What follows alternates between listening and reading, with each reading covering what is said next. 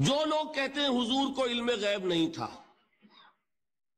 اور جو کہتے ہیں تھا، بدقسمتی سے دونوں نے ڈیفینیشن علیحدہ کر لی. جو ڈیفینیشن نفی کرنے والوں نے کی ہے اس کی وجہ سے، اس کے اعتبار سے واقعتاً نہیں تھا. انہوں نے ڈیفینیشن یہ کی ہے، تعریف یہ کی ہے، وہ علم جو خود حاصل ہو جائے. اللہ کا عطا کردہ علم جو ہے وہ کہتے وہ غیب نہیں ہے. تو وہ بھی مانتے ہیں کہ ہر علم جو حضور کو حاصل ہے وہ اللہ کا عطا کردہ. میں سائی والی میں یہ سارے مرحلے میں نے طے کیے نا اپنے زمانہ طالب علمی میں. مولانا منظور احمد شاہ صاحب ہیں سائی وال میں ایک، میں ان کے پاس حاضر ہوا. میں نے کہا جی یہ مسئلہ کیا ہے علم غیب کا، مجھے ذرا سمجھائیں. انہوں نے ایک کتاب اپنی نکالی کہ دیکھیے صاحب، ہم حضور کے علم کے بارے میں یہ باتیں مانتے ہیں. حضور کا علم حادث ہے، قدیم نہیں ہے. حضور کا علم محدود ہے، لا محدود نہیں ہے. حضور کا علم عطا کردہ ہے، ذاتی نہیں ہے. میں نے کہا یہ تین باتیں اگر آپ مان لیں تو میرا تو جھگڑا کوئی نہیں آپ سے. ہوتا کیا ہے جب آئیں گے وعظ میں، خطابت میں، تو عالم ما کان وما یکون، اب الفاظ وہ استعمال کر جائیں گے. ایک واعظ ہے، عام مقرر ہے، واہ واہ ہوتی ہی نہیں، نعرے لگتے ہی نہیں، محفل میں گرمی آتی نہیں جب تک کہ ایسے مبالغے نہ کریں. لیکن وہ چیز لکھی ہوئی ان کے ہاں ہے کہ حضور کا علم حادث ہے، قدیم نہیں ہے. حضور کا علم محدود ہے، لا محدود نہیں ہے. حضور کا علم عطائی ہے، ذاتی نہیں ہے. ان تینوں چیزوں کے بعد کوئی بڑے سے بڑا وہابی اور بڑے سے بڑا اہل حدیث بھی انکار نہیں کرتا. باقی یہ بات جان لیجئے کہ غیب اور حضور یا شہادہ یہ در حقیقت عام انسانوں کے اعتبار سے الفاظ استعمال ہوئے. جب قرآن میں کہا جاتا عالم الغیب والشہادہ، اللہ غیب اور جو ظاہر ہے یا موجود ہے سب کا جاننے والا ہے، تو مجھے بتائیے اللہ کے لیے کوئی غیب ہے؟ اللہ کے لیے کوئی شے غیب ہے؟ تو کیوں کہا جا رہا ہے عالم الغیب والشہادہ؟ وہ ہمارے اعتبار سے کہا جا رہا ہے. جو تمہارے لیے غیب ہے اللہ اس کو بھی جانتا ہے، اور جو تمہارے سامنے اللہ اسے بھی جانتا ہے. اللہ کے لیے تو کل شہادہ ہے. کسی شے کا لا یعزب عنہ مثقال ذرۃ فی السماوات والارض، آسمانوں اور زمین کا ایک ذرہ بھی اس سے غائب نہیں ہوتا. غیب کا وجود کیا اللہ کے لیے؟ تو یہ الفاظ مستعمل ہے ریلیٹو ہمارے اعتبار سے، اور ہمارے اعتبار سے جو شے غیب ہے اس میں سے ایک حصہ اللہ دیتا ہے نبی کو، تبھی تو نبی بنا.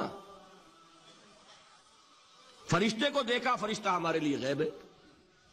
جنت دکھائی کہ نہیں دکھائی، ہمارے لیے غیب ہے کہ نہیں ہے. دوزخ کا مشاہدہ کرایا کہ نہیں کرایا، ہمارے لیے وہ غیب ہے کہ نہیں ہے. جو چیزیں ہمارے لیے غیب ہیں انہی کے پردے اللہ کچھ اٹھاتا ہے. کل غیب نہیں.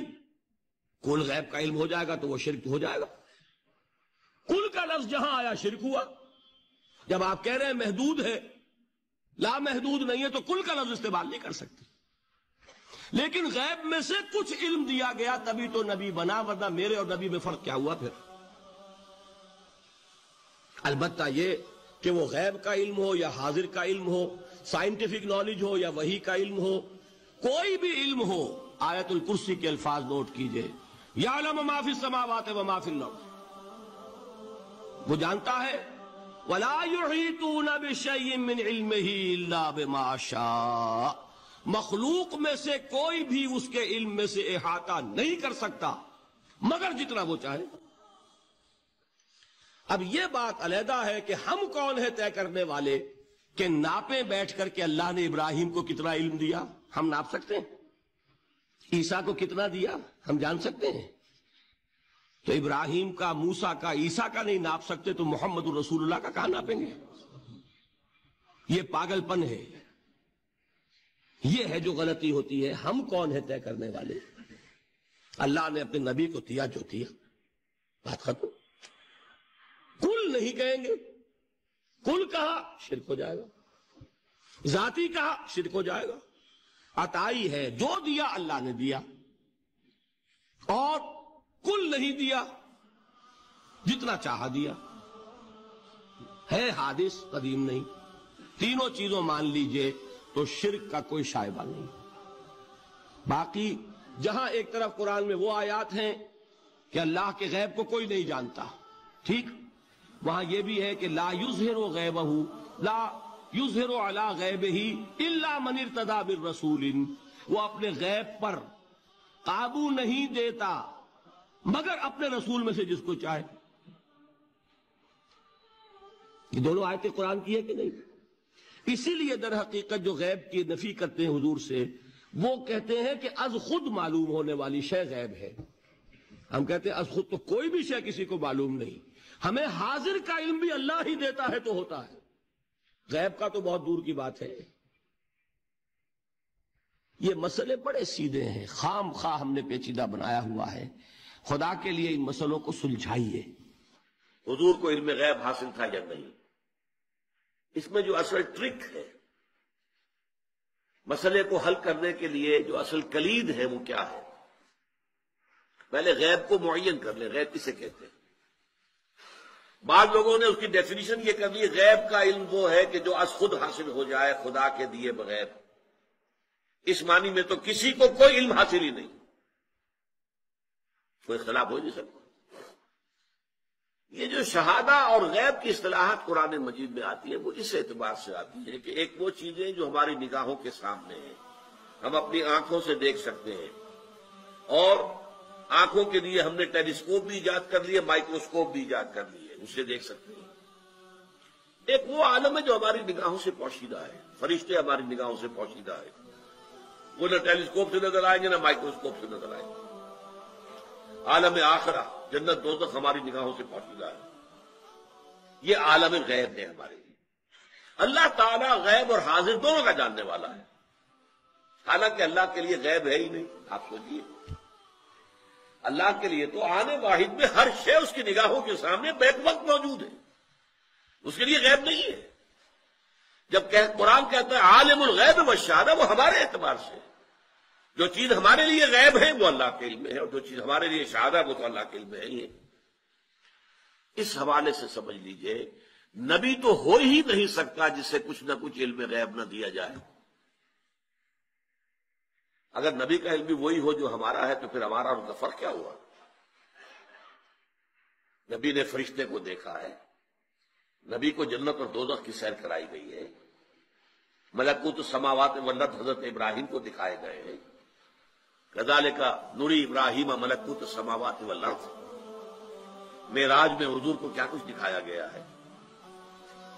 اگر یہ چیزیں غیب کی ہیں نا، اگر یہ چیزیں وہی فرشتہ یہ غیب ہے نا، تو غیب کا علم نہ دیا جائے تو نبی کہاں ہوا؟ وہ تو پھر عام انسان ہے۔ قل انما انا بشر مثلکم یوحی الی، وحی آ رہی ہے میرے پاس، تو یہ خود غیب سے معاملہ آ رہا ہے۔ البتہ کل غیب جو ہے وہ اس کی نفی ہو جائے گی،